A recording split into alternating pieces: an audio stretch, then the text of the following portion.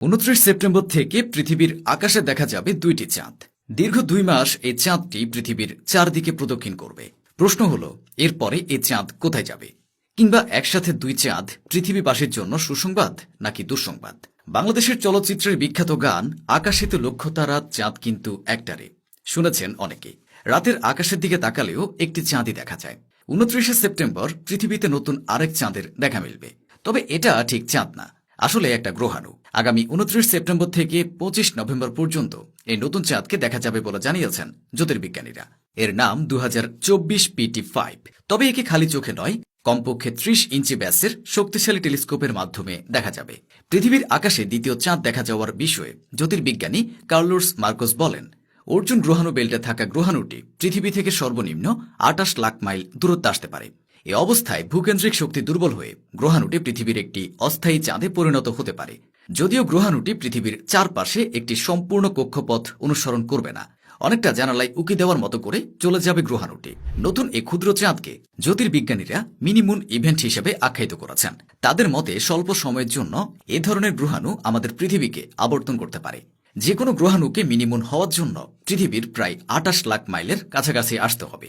এ অবস্থায় বস্তুটি অস্থায়ীভাবে পৃথিবীর আকর্ষণে আবদ্ধ হয়ে যায়। চলতি বছরের 7 আগস্ট গ্রহাণুটি আবিষ্কার করেছিলেন বিজ্ঞানীরা।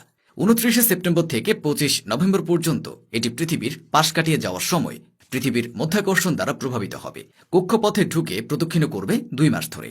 অর্থাৎ পৃথিবীর 2 নম্বর উপগ্রহ সাময়িকভাবে পৃথিবীর চারপাশে ঘুরবে।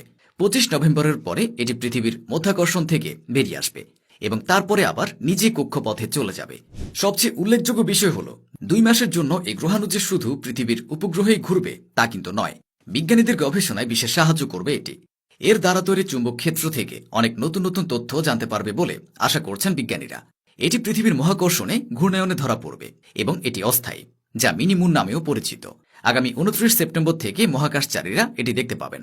জ্যোতির্বিজ্ঞানীদের তথ্য মতে আকারে ছোট নতুন চাঁদটি আর অর্জুন গ্রহাণু বেল্ট পৃথিবী থেকে প্রায় 9 কোটি 30 লাখ মাইল দূরে অবস্থিত।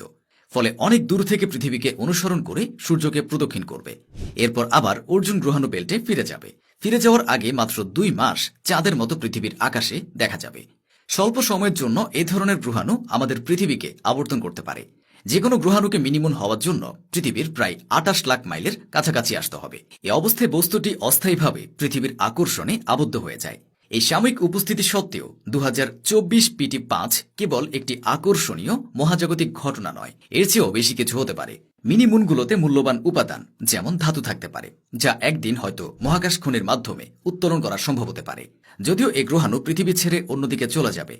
এটি জানুয়ারি এবং আবার 2055 সালে পৃথিবীর কাছ দিয়ে আরেকবার যাবে। এই ব্যাপারটি আমাদের মহাকাশের অদ্ভুত এবং পরিবর্তনশীল প্রকৃতি সম্পর্কে স্মরণ করিয়ে দেয়।